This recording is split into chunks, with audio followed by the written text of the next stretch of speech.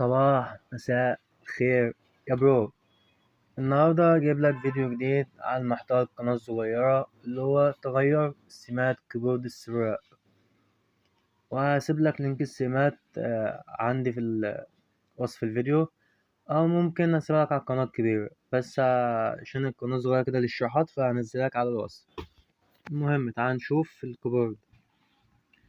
الكيبورد السراب هيبقى بالسمات عادية زي ما انت شايف.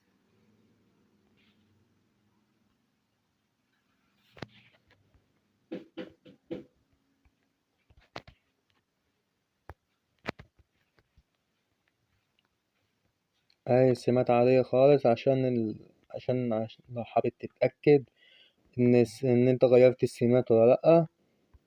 بس السمات هتبقى بالمنظر ده اللي هي بتاعت الكيبورد نفسه. هتخش على كيبورد قصدي البرنامج APK بتاعك، وعلى سكيلت APK from app. بعد كده تختار اللي هو الكيبورد السراب، بعد كده all fields. الملف هيبقى باسم ملف السمات رقم اللي هو التالت بتاع جريمة، اللي هو بتاع الملف الجديد ضايفهولك في الكيبورد الجديد اللي انا سايبهولك. هتخش على الريس وتعمل ملف لاي اوت.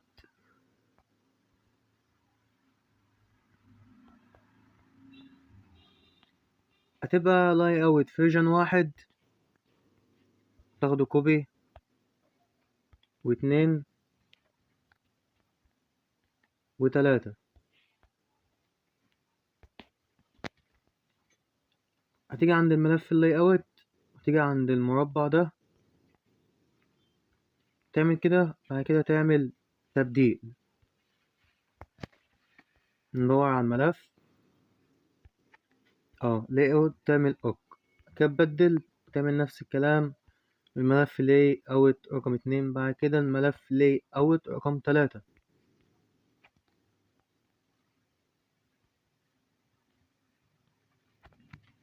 تخش تعمل ايه بقى؟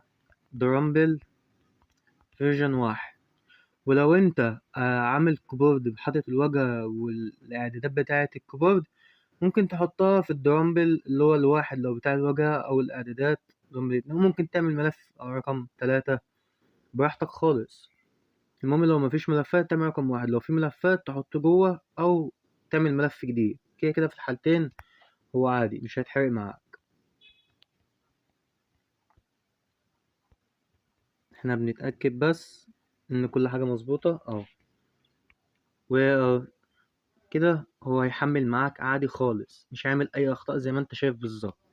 دلوقتي انت هتمسح الكيبورد السراب او كده اتمسح.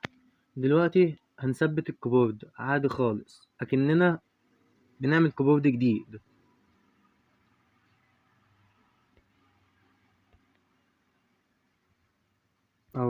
نعمل كده ونفعله. كيبورد السراب، لا مش ده كيبورد السراب. نيجي هنا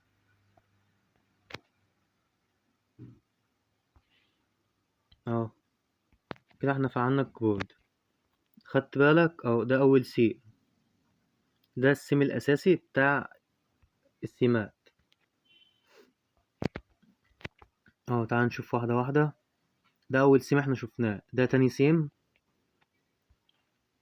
تالت سيم، رابع سيم، خامس سيم، سادس سيم، والسابع سيم، وتامن سيم، والتاسع والاخير. السيمات دي انا ضايفها لك في الكيبورد الجديد بتاعي، فانا سحبتها لك ونزلتها ليك عشان لو انت حابب تحطها في الكيبورد بتاعك، او تنزلها عندك على القناة تشرحها كده يعني. بس كده يا برو، مننساش تفعل زر الجرس وتعمل لايك كومنت حلو بتاعك.